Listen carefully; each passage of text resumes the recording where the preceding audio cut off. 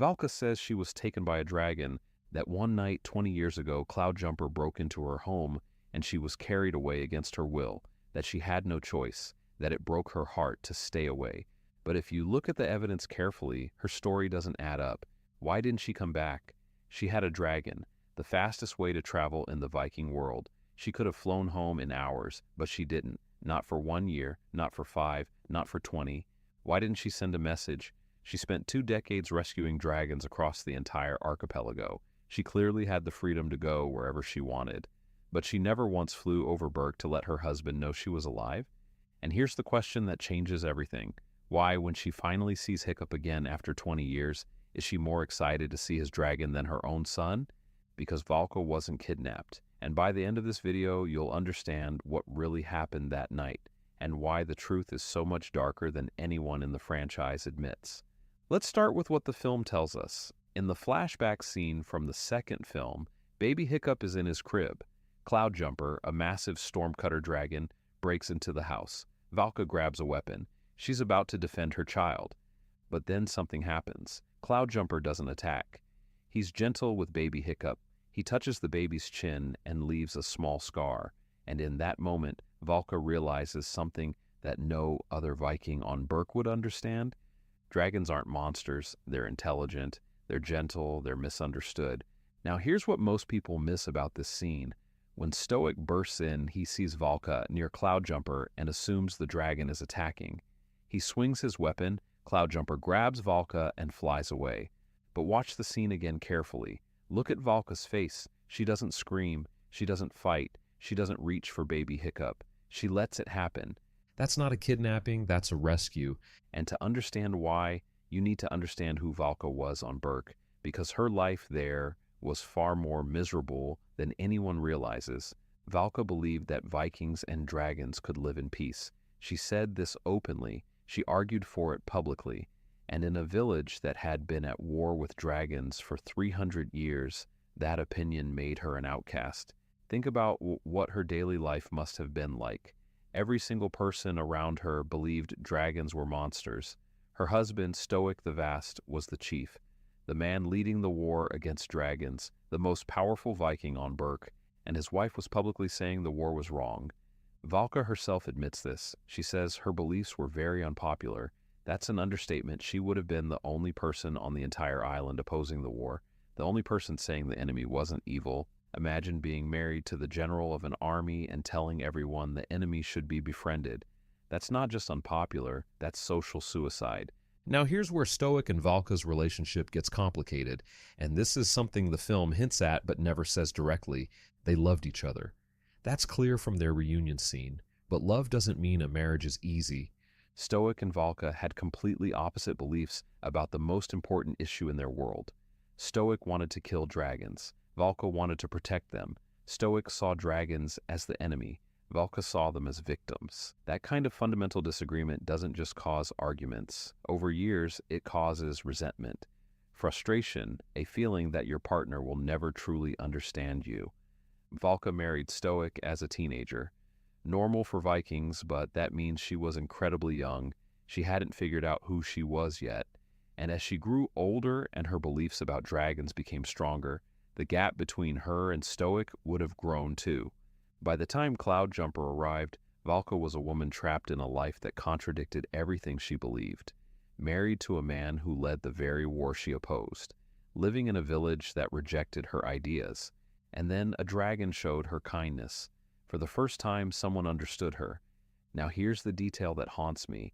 When Cloudjumper took Valka, he didn't just carry her to safety, he carried her to a dragon sanctuary, an entire hidden world of dragons protected by a bewildered beast, a place where dragons lived in peace. Everything Valka had ever argued for was real. Dragons could be gentle, dragons could coexist. She had been right all along, and at that sanctuary Valka made a choice. She chose to stay, not because she couldn't leave, not because she was a prisoner. She chose to stay because for the first time in her life she was home. The dragons accepted her. They didn't reject her opinions. They didn't argue with her. They didn't make her feel wrong for who she was. And here's the uncomfortable truth. Over the next 20 years, Valka built a life that revolved entirely around dragons.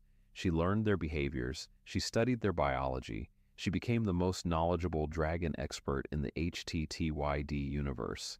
She was happier than she'd ever been on Berk, but she never came back. She never flew over Berk to check on Hiccup. She never sent a sign that she was alive. She never tried to contact Stoick. Her exact words are revealing.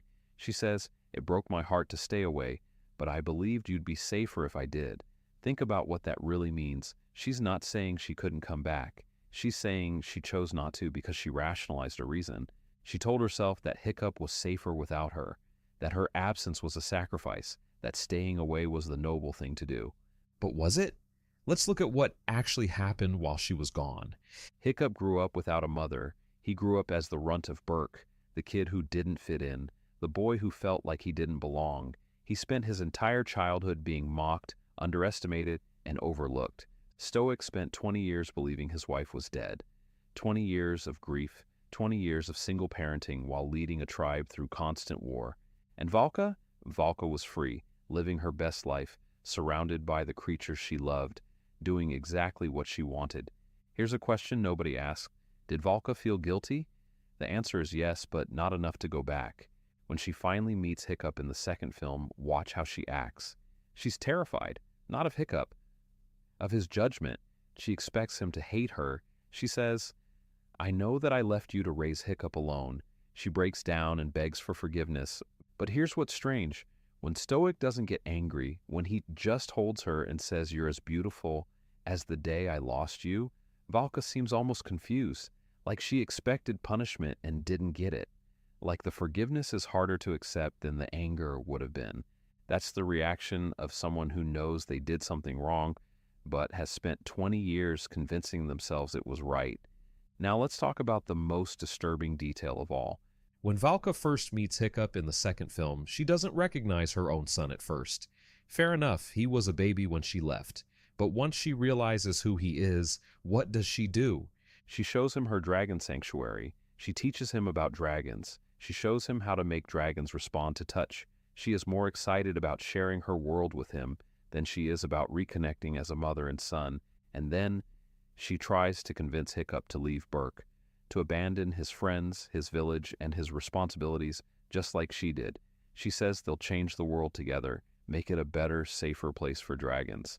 She's not trying to come home. She's trying to recruit her son into her lifestyle. This is not the behavior of a kidnapping victim. This is the behavior of someone who left by choice and wants validation that they made the right decision. Now, some fans will argue that Valka was genuinely taken against her will, that Cloudjumper grabbed her and she had no control, that by the time she could have returned, she was too far away, too involved, too afraid, and there's truth in that. The initial moment was not her choice. She didn't plan to leave that night, but every single day after that first day was a choice, and she chose dragons every single time. Here's what makes this theory darker than it sounds.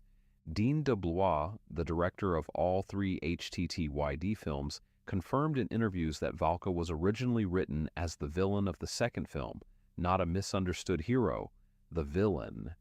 Her original storyline had her kidnapping Berk's dragons because she believed humans and dragons should never coexist.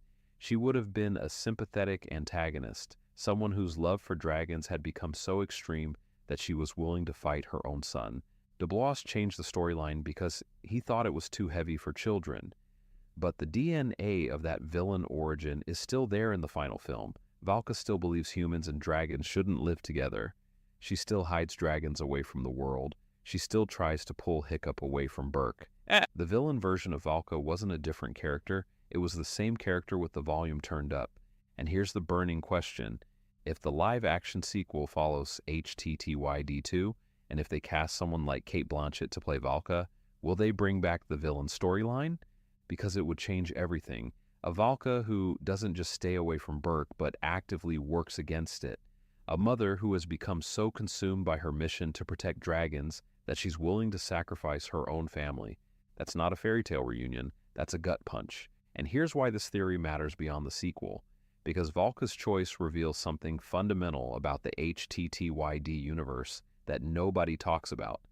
The franchise tells us that the bond between humans and dragons is beautiful, that it's worth fighting for, that it changes the world. But Valka is the proof that the bond can go too far, that loving dragons can become an obsession, that choosing dragons over people isn't noble, it's abandonment.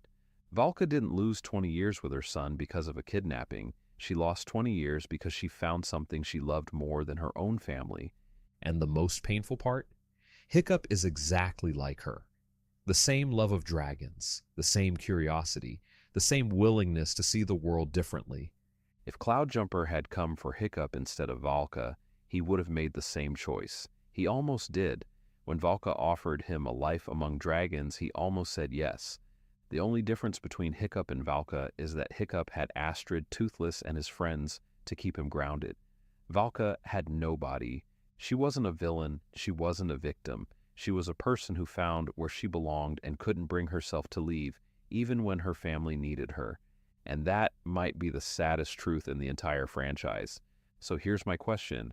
Do you think Valka was kidnapped, or did she choose to stay? And if you were in her position, trapped in a world that rejected everything you believed, would you have gone back? I genuinely don't know the answer, and I think that's what makes Valka the most complex character in HTTYD, because you can't hate her, but you can't forgive her either. Tell me what you think in the comments. This one's going to start an argument, and I want to hear every side. And if you want more theories that go this deep, subscribe to Dragon Theory. Next time, we're exploring what would have happened if Stoick never died, because that alternate timeline changes everything about the third film. I'll see you.